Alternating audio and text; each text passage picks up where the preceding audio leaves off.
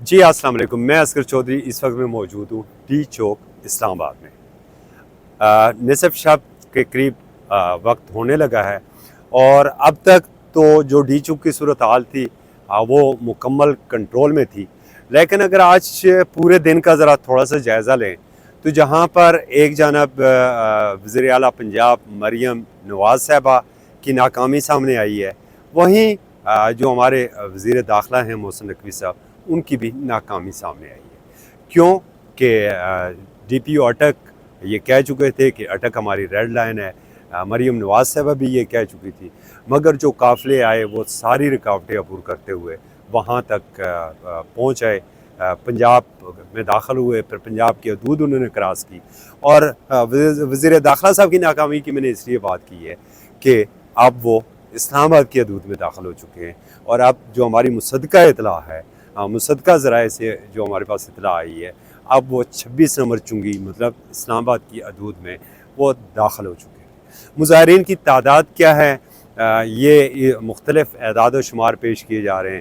سرکاری ذرائع کچھ اور دعویٰ کر رہے ہیں، پی ٹی آئی کے ذرائع کچھ اور دعویٰ کر رہے ہیں۔ ظاہر ہے ایک ذریعہ گٹا کے دعویٰ کرے گا، دوسرا بڑھا چڑھا کے دعویٰ کرے گا، لیکن جتنے بھی ہیں گاڑیوں کی ایک بڑی تعداد ان کے ساتھ ہے۔ تاہم وفاقی پولیس کی یا وفاقی انتظامیہ کی حکمت عملی اب تبدیل ہوتی نظر آ رہی ہے۔ اب ہمیں یہ لگ رہا ہے کہ جو سری نگر ہائی وے ہے وہ بنے گا بیٹل فیلڈ۔ آج جو ہے وہ پاکستان تحریک انصاف اور حکومت کے درمیان ایک مذاکرات کا دور بھی ہوا ہے یہاں پر منسٹر انکلیو میں، مگر بات کسی حتمی نتیجے کے اوپر نہیں پہنچ سکی۔ اس لیے ہم کہہ سکتے ہیں کہ وہ جو مذاکرات کا دور تھا وہ ناکام ہوا ہے۔ اس میں حکومت کی جانب سے جو ہمیں اپنے ذرائع بتا رہے ہیں کہ حکومت کی جانب سے یہ پیشکش کی گئی تھی کہ انہیں کوئی ایسا مقام دے دیا جاتا ہے، سنجانی ہو سکتا ہے، G9 ہو سکتا ہے، کہ جہاں پر وہ بیٹھیں، دھرنا دیں، جلسہ کریں اور اس کے بعد پرامن انداز میں وہ منتشر ہو جائیں۔ مگر پی ٹی آئی کی جانب سے اس تجویز کو تسلیم نہیں کیا گیا ہے۔ اور ایک اور جو دلچسپ بات اس وقت پی ٹی آئی کے احتجاج میں ہمیں سامنے آئی ہے کہ عملاً پی ٹی آئی کا احتجاج ہے وہ عمران خان صاحب کی اہلیہ ہیں بوشا بی بی صاحبہ، وہ لیڈ کر رہی ہیں۔ ایون کہ علی امین گنڈا پور وزیر اعلیٰ جو ہیں انہیں بھی تھوڑا پیچھے کر دیا گیا ہے، اور لیڈ جو ہے اس وقت وہ بوشا بی بی کے ہاتھ میں ہے۔ آج کے احتجاج میں یہ بھی بات ہمیں سامنے آئی، اور یہ مختلف ویڈیوز بھی آ چکی ہیں سامنے، کہ علی امین گنڈا پور صاحب کو جو نماز کے لیے وضو کرنے کے لیے بھی وہ جا رہے تھے تو کارکن وہاں پر بھی پہرا دے رہے تھے، اور کارکنوں کا یہ خیال تھا کہ آپ ہمیں چھوڑ کے دوبارہ کہیں نہ چلے جائیں، تو انہوں نے بلکہ غصے سے یہ بھی کہا کہ مڑا میں تو وضو کرنے جا رہا ہوں۔ تو اس وقت کارکن اپنے سی ایم کے اوپر اتنا اعتماد بھی کرنے کو تیار نہیں ہے۔